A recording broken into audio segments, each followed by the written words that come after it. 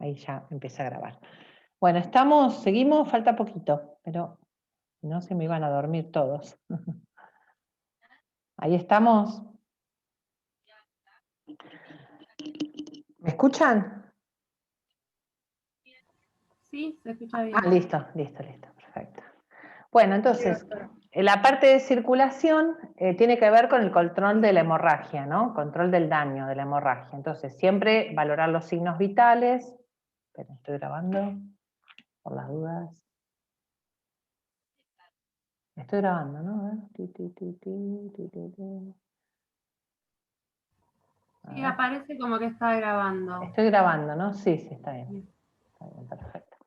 Bueno, la frecuencia cardíaca, la presión arterial, depende del paciente la forma que voy a controlar la presión arterial. A veces hay pacientes que directamente, como están muy chocados, han perdido mucha sangre, fueron a quirófano, se pone directamente un catéter arterial y con eso mido la presión y también hago las extracciones de sangre o de los gases que necesito.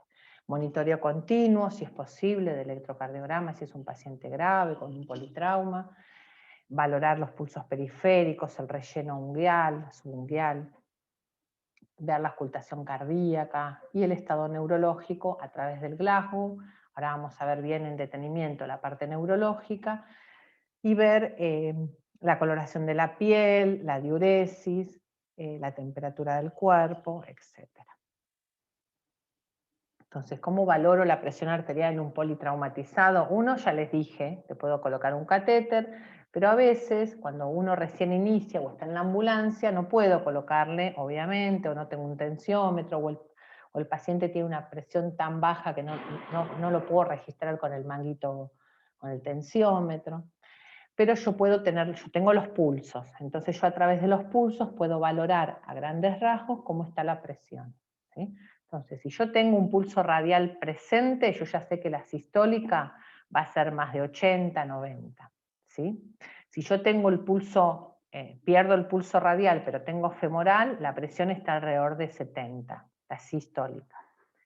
Y si pierdo el pulso femoral también, pero tengo el carotidio, yo tengo que la sistólica está ya alrededor de 60 o menos. Entonces, lo que a mí me sirve eso es para ir controlando y valorando hasta que llegue al lugar de la tensión definitiva, ¿no? Entonces los pulsos para mí son muy valiosos como signo semiológico, porque me indica, a veces son pacientes que está estable y de golpe le sube la frecuencia cardíaca, se taquicardiza y un pulso filiforme y la presión, dejo de sentir los pulsos radiales, bueno, yo ya sé que hay que apurarse porque puede haber un sangrado interno o ha hecho alguna lesión medular o ha hecho alguna complicación o incluso el dolor y todo que puede también aumentar la frecuencia cardíaca y bajar la presión, ¿no? Entonces esto me indica de manera rápida e inicial los pulsos, la presión arterial, ¿sí? Bueno, entonces, con respecto a la circulación con el control de la hemorragia, voy valorando a través del estado neurológico, el relleno capilar, los pulsos, como dije recién, la presión arterial, la diuresis, la auscultación y el monitoreo. En los traumatismos abiertos, el control de la hemorragia la hago con la compresión, ¿sí? Y en los traumatismos cerrados, la verdad que no tengo otra forma que llevarlo a quirófano, entonces tengo que hacer el diagnóstico inmediato, ¿sí? Con la parte clínica, a veces se utilizan punciones, y en la era de las imágenes se utilizan tomografías o ecografías. Entonces yo veo que hago una ecografía al lado del paciente, veo que hay líquido libre en cavidad, no es necesario a veces punzar, directamente se lleva a quirófano o se puede pasar por el tomógrafo, también las imágenes de tomografía son rápidas, pero a veces hacen que pierda tiempo, entonces lleva directamente a quirófano, el cirujano abre directo.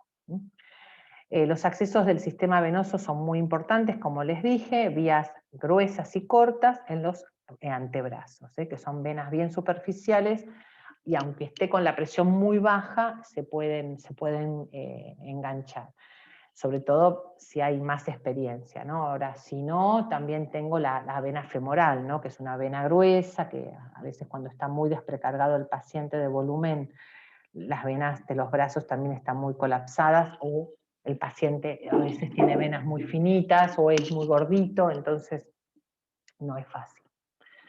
Bueno, y por último tenemos la evaluación neurológica. La evaluación neurológica, yo recién les había dicho que la hago con la escala de Glasgow, y también valoro las pupilas, ¿no? Acá están. Pero también tenemos otras escalas, como el ABDI, ¿sí? Pero que esto en realidad sería si está alerta, si responde a la voz, si responde al dolor y si está inconsciente.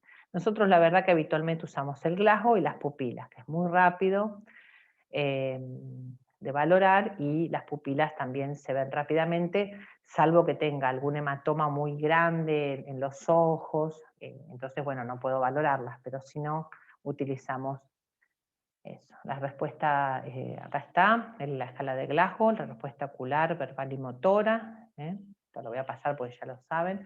Ahí tenemos las diferentes alteraciones de las pupilas, la anisocoria, la midriasis, la miosis, ¿sí? Acá están las anisocorias. La anisocoria, acuérdense que uno puede decir anisocoria derecha o izquierda de acuerdo a la pupila que está más grande. En este caso es una anisocoria izquierda. Esto es izquierdo, esto es derecho. ¿Sí? Anisocoria derecha. ¿Entendido? Bueno, y la exposición, siempre nosotros prevenimos la hipotermia. Acuérdense estas premisas que fuimos nombrando en el trauma. ¿Sí? Vamos a volverlas a ver. Una es con respecto al trauma de columna cervical. Siempre que haya trauma de cráneo, hay trauma de columna cervical hasta que se demuestre lo contrario. Lo otro es que todo paciente politraumatizado está hipovolémico, ¿sí? Hipovolémico. ¿Por qué? Porque siempre va a perder sangre, fracturas, hemotoras, lesiones abdominales, ya nada más, una fractura de pelvis, una fractura de un hueso largo de miembros inferiores, ya ahí casi perdió la mitad de la volemia. Así que imagínense si a eso le agregamos fracturas costales, un hemotórax, una ruptura o un hematoma en el vaso, un hematoma en el riñón. Así que siempre es un hipovolémico. Y otra cosa que como pierde mucha sangre, también tiene sus mecanismos para mantener la temperatura corporal, sobre todo a nivel de la piel, disminuidos. ¿Sí? Cuando hay un politrauma, hay lo que nosotros llamamos robo circulatorio. Todo lo que es el flujo sanguíneo va a las zonas para poder reparar. Y siempre tratar de preservar los órganos nobles, como son el cerebro, el corazón, el pulmón. Entonces todo ese flujo de sangre se lo saca al tubo digestivo, a la piel, a los riñones. ¿Sí? Por eso que son órganos que lo vamos a ver en la piel, con livideces, frialdad de la piel. Entonces por eso, si a eso encima lo exponemos a bajas temperaturas, que le cuesta mantener la temperatura corporal, eso sería más daño. Un paciente con hipotermia, con hipoglucemia, con acidosis metabólica, tiene mal pronóstico, es mucho más grave. Son lesiones secundarias, injurias secundarias que llevan a lesiones muy graves, incluso la muerte del paciente. Desvestir al paciente, siempre evitando la hipotermia, es más que nada para poder ver las lesiones que tiene, ¿sí? Sobre todo las lesiones externas o hematomas, lesiones del cinturón de seguridad o de un ahorcamiento o lo que sea. Evaluación completa de toda la superficie corporal, siempre desde arriba hacia abajo, céfalo-caudal. ¿Sí? Y en lo posible, que sea, si es dentro del hospital, que son ambientes climatizados, para prevenir la hipotermia, como dijimos. También lo que hacemos en estos pacientes de manera inicial, la reanimación la hacemos con líquidos, como dijimos, los catéteres en los antebrazos, y se ponen líquidos, se van calentando, se calientan en el microondas. En el microondas se pueden calentar perfectamente y se calientan más o menos a 30 grados, a 36 grados más o menos. Así que eso es para para evitar la hipotermia. Se dan fluidos calientes, pueden ser por vía endovenosa, o sea, la solución fisiológica que yo le estoy dando, pero caliente. Pongo el Baxter en el microondas. Y le puedo también dar fluidos calientes por la sonda nasogástrica o por la sonda vesical, le hago lavados. Entonces, de esa manera podemos... Después están las mantas térmicas, están esas cosas, pero la verdad que cuando hay una hipotermia real, que menos de 32 grados, 30 grados, que es gravísimo, es muy difícil subir la temperatura desde externo, por eso se utilizan estas formas de administrar los líquidos desde adentro, ¿no? Bueno, lo que les decía, los catéteres de las vías para hacer la reanimación con líquidos.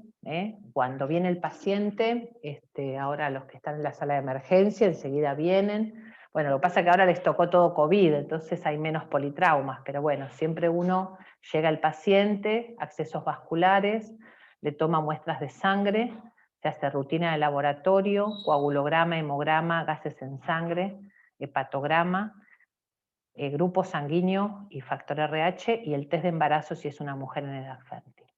Siempre todo eso se pide de rutina. Después se pedirán las imágenes de acuerdo a las situaciones y el electrocardiograma. Las vías que se utilizan en la emergencia son las periféricas, no se utiliza una vía central en una emergencia. La vía central se pondrá en su momento después que pasó la emergencia. Si yo tengo una emergencia para reanimar el paciente con líquidos y no tengo vía periférica, le pondré ahí una yugular externa, le pondré una femoral. ¿Sí? Después, tranquilo, le pondré la vía central. A veces se utiliza la intraósea, pero esto se da más en los niños, en la tibia, con un dispositivo. Los sitios de punción deberán ser seleccionados. Por ejemplo, hay que evitar que sea un miembro, o sea, si hay una fractura, la piel debe estar sana en lo posible, ¿sí? Y como les dije, siempre las vías en emergencia se consideran vías sucias, por eso que después se cambian de manera, se pone después una vía central en condiciones estériles u otra vía periférica en condiciones estériles. Por eso que no se dejan más de 24 horas porque se consideran vías contaminadas. Bueno, la reanimación en el trauma, tenemos entonces acá, si son traumas, por ejemplo, cerrados, esto es la cantidad de sangre que puede perder un trauma cerrado. Por ejemplo, en el retroperitoneo puede albergar hasta 3 litros de sangre. En la cavidad peritoneal puede ser hasta 2 litros, ¿sí? Y puede incluso llegar a más, mucho más. En el tórax puede llegar a tener 2 litros, 2 litros y medio en cada hemitórax, ¿no? Entonces fíjense que cuando un paciente tiene un hematoma retroperitoneal o líquido libre en la cavidad o un hemotórax, ahí ya tenemos bastante cantidad de sangre que pierde el paciente. Por eso la reanimación es tan importante con volumen. Hasta tener el grupo y factor, la sangre, todo, bueno, y que no sea testigo de Jehová, y le pasamos la sangre del banco, en realidad se pasa glóbulos rojos, ya no se pasa más sangre entera, se pasa glóbulos rojos, ¿no? O plasma, lo que necesite el paciente, o hemoderivados. En un trauma de pelvis también puede perder hasta 2 litros y medio, a veces 3 litros de sangre. Son lugares donde, ustedes saben, el retroperitoneo, la cavidad abdominal y la pelvis y el tórax, mucha sangre pueden albergar. Una fractura, por ejemplo, de un fémur, que es un hueso también, el hueso más largo, más grande, puede 1 litro de sangre en las primeras 24 horas. Si este paciente, por ahí el miembro está cabalgado, no está fijado, eso también sigue perdiendo sangre, pues sigue lesionando. La tibia, medio litro, el húmero, 300 mililitros, cada costilla, 100 mililitros. Por eso que todo paciente politraumatizado va a presentar hipovolemia hasta que se demuestre lo contrario. Por eso es importante la reanimación con líquidos en las primeras horas. Antes les cuento, antes se reanimaba con líquidos una semana, así teníamos las consecuencias, pero ahora son las primeras horas, a veces son 6 horas, 8 horas, depende de las características del trauma. Si el paciente fue a quirófano, estuvo 3, 4 horas con el abdomen abierto, ahí va a seguir perdiendo líquido, ¿sí? ¿Entienden? Así que eso va a depender también la reanimación de las características del paciente. Después, el shock, ¿no? El shock en el trauma. Esto también, el diagnóstico de shock debe ser realizado precozmente, no cuando el paciente tiene ya 80 de sistólica o 70 de sistólica, 140 de frecuencia cardíaca. Uno tiene que evitar, si el paciente viene con un trauma abdominal, donde yo ya sé que por ahí puedo perder 2 litros, una fractura de cadera, una fractura de fémur, yo ya sé que casi perdió la mitad o más de la mitad de la volemia. Ese paciente ya tiene shock oculto, todavía no está hipotenso, todavía no está taquicárdico, pero seguramente ya hay una deuda de oxígeno, ya hay una mayor demanda de energía para reparar todas esas lesiones. Entonces yo tengo que resolverlo rápidamente antes de que se choque, de que la presión esté baja, que la frecuencia esté en casi 150 por minuto, ¿entienden? Entonces es importante determinarlo mucho antes. Las pérdidas con más del 30% ya puede aparecer una sistólica de menos 90, alteración de la conciencia, disminución de la diuresis, ya presenta una gran palidez, frialdad, el relleno disminuido. Yo cuando aparece todo esto, no es que me doy cuenta, se da cuenta el policía que lo trae, el de seguridad que está en la puerta del hospital. Por eso que esto no es difícil de verlo. Lo difícil es cuando el paciente viene lúcido a la guardia, dice, sí, me he caído en escalera, y vos lo ves que está cada vez respirando más, que por momentos se te duerme. Bueno, ese que vos le tomás la presión y la presión es normal, tenías un rato 90 de frecuencia, ahora tiene 110, que está respirando, hace un rato respiraba 20 y ahora respira 30. Ese es el paciente que yo tengo que agarrar y asistir rápido, porque está sangrando, está lesionándose, hay un shock oculto. Este más bien que lo voy a asistir mucho más rápidamente, pero quiero decir que a veces las lesiones ocultas son las que uno tiene que prever. ¿Entendido? Las metas de la reanimación con líquidos y oxigenación. La reanimación, en este término nos referimos a las primeras maniobras intensivas que hacemos con este paciente. Tanto con el que viene que se cayó de la moto, como el que viene caído de una escalera y está ahí calladito en un rincón esperando que lo atiendan. Entonces lo importante es controlar el sangrado, la hemostasia, ya sea en quirófano o con líquidos, o con una venda compresiva, o con una fijación de un miembro que está fracturado. Después la oxigenación, mantener una oxigenación, acuérdense que por lo menos una saturación de más del 95%. Y comenzar con los líquidos. La hemoglobina también, una hemoglobina que llegue entre por lo menos más de 7, como mínimo, menos de 7, ya 9 es baja, pero como mínimo 7. Si es un paciente que tengo 9 de hemoglobina, pero está sangrando, lo van a llevar a quirófano, ahí también veo, también lo voy a transfundir, porque está sangrando. Acuérdense que en los primeros momentos, el hematocrito no es tan fidedigno de lo que le está pasando al paciente, porque muchas veces pierdo tanto plasma como glóbulos rojos, entonces por ahí el hematocrito no se me va a mover, va a ser normal. Lo que yo tengo que buscar ahí es la hemoglobina, la concentración de hemoglobina, más específico. Después sí. Bueno, acá tenemos todas las hormonas del estrés que van a estar actuando y van a ser las que van a aumentar toda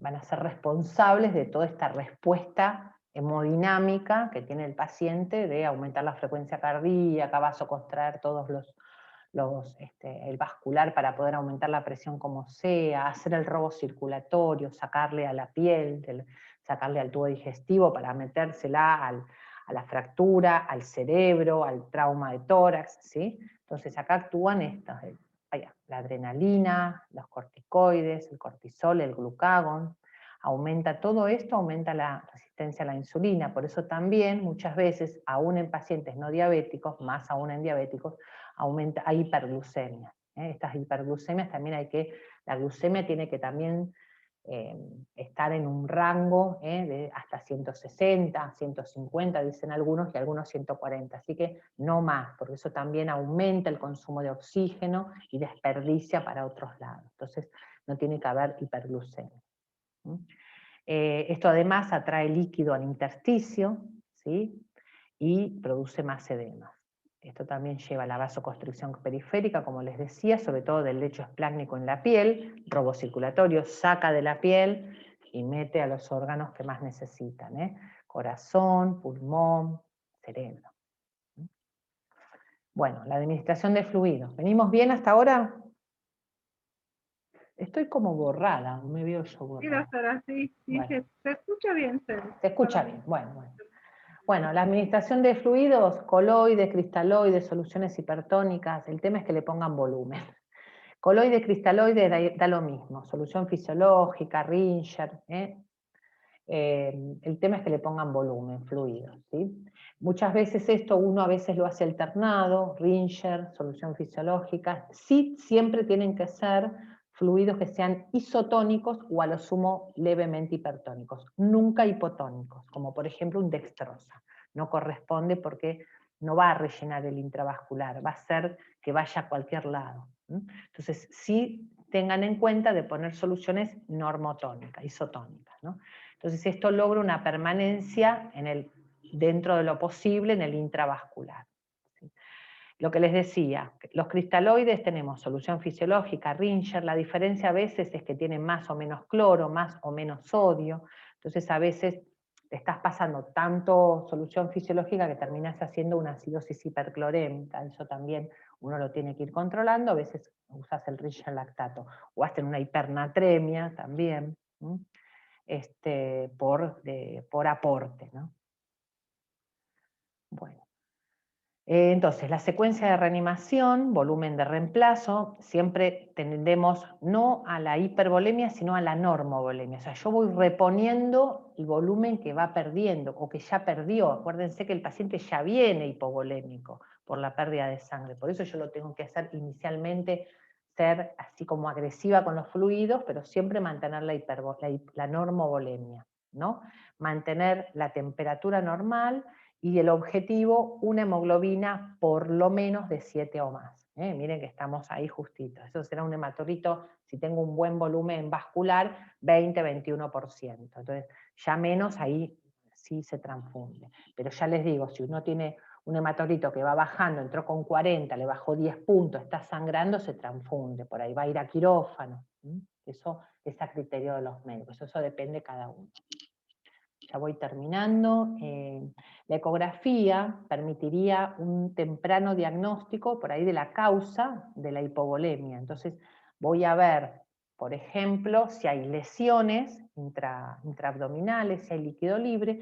Y lo otro que voy a mirar, que me sirve bastante, aprovechen los que están en los hospitales y tienen a mano los ecógrafos para practicar las ecografías, el diámetro de la vena cava inferior. Entonces esto me va a decir si es un diámetro normal, bajo o alto, si el paciente está, su intravascular está bien relleno, está normovolémico o está hipovolémico. Entonces de acuerdo a eso, es algo que no es cruento, es en la cama del paciente y lo voy controlando y le voy pasando volumen y voy viendo la vena cava. Es una de las formas de ver cómo está el intravascular.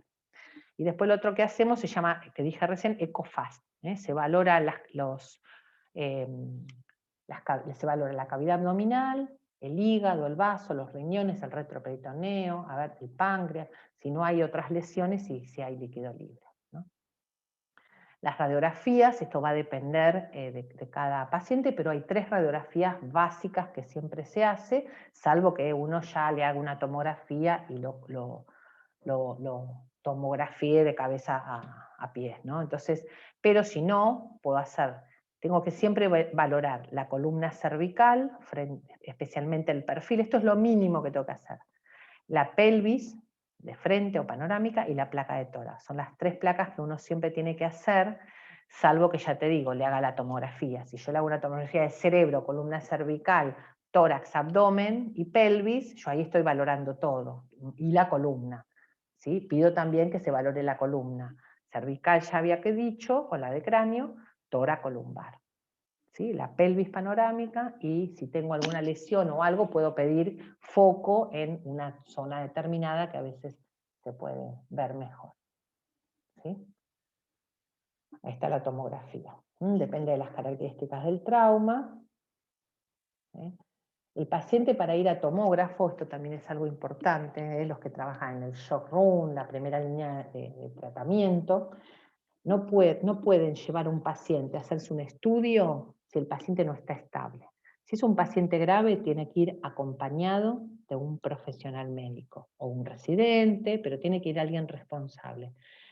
Pero tampoco estaría, no estaría bien si el paciente está hipotenso, está sangrando, está excitado, está desaturando, no se puede llevar a un paciente en esas características. Se espera, se lo condiciona y después se lleva a hacer el estudio complementario que corresponde. Y si no, se llevará a quirófano directamente, pero no se puede llevar a un paciente de estas características a hacerse una tomografía porque después se va a extubar, se va a caer de la camilla, va a hacer un paro cardíaco y va a hacer un paro respiratorio y ahí es mucho peor que estar en la terapia. Entonces, por favor, los pacientes cuando van a tomógrafo o a hacerse un estudio tienen que estar estables y acompañados en caso de pacientes graves. Muy bien, 10. Bueno, hemos terminado. Ahí está. Ahí está. Bueno. ¿Alguna pregunta, chicos? Ahí hemos terminado un poquito, dimos un panorama, esto es un tema muy, muy amplio, ¿eh? No nos pusimos a hablar de trauma específicos, porque por ahí ustedes después van a tener la clase de trauma de cráneo, trauma de tórax y abdomen, ¿sí? Pero esto ya más o menos dan un pantallazo de lo que es la atención inicial. Bueno, Doctora, una sí. pequeña consulta. Sí, Lo que usted dijo en un momento, la máscara boca, no, la boca máscara, ¿sería la máscara pocket? La Que es de máscara. una válvula unidireccional. Ah, sí, puede ser esa. Sí, sí, sí. Ah, Sí, eso se utiliza más en el básico. Sí, sí, sí. claro. Sí. Ah, ¿se sigue usando o...? Mira, en el básico, eso, digamos, si vos la tenés y la querés usar, la podés usar, pero en las guías dicen que podés no usarlo, solamente haces el masaje cardíaco. El masaje, sí, En el sí. básico, el masaje cardíaco es lo más importante. Si querés hacer la ventilación, se puede hacer la ventilación, pero si no, no. Ah, Ya okay. desde el 2015 para acá no es necesario hacer la ventilación. En el básico, en el avanzado no, porque estás en un ámbito hospitalario, tenés la vía definitiva, ya tenés una intubación, no tenés otro dispositivo, tenés el ambú, entonces nosotros eso lo hacemos, la ventilación, sí, por supuesto. Todo bien, muchas gracias. Bueno, de nada, de nada. Bueno, chicos, ¿alguna otra pregunta? No. Muy bien. Bueno, esperen que voy a dejar de grabar.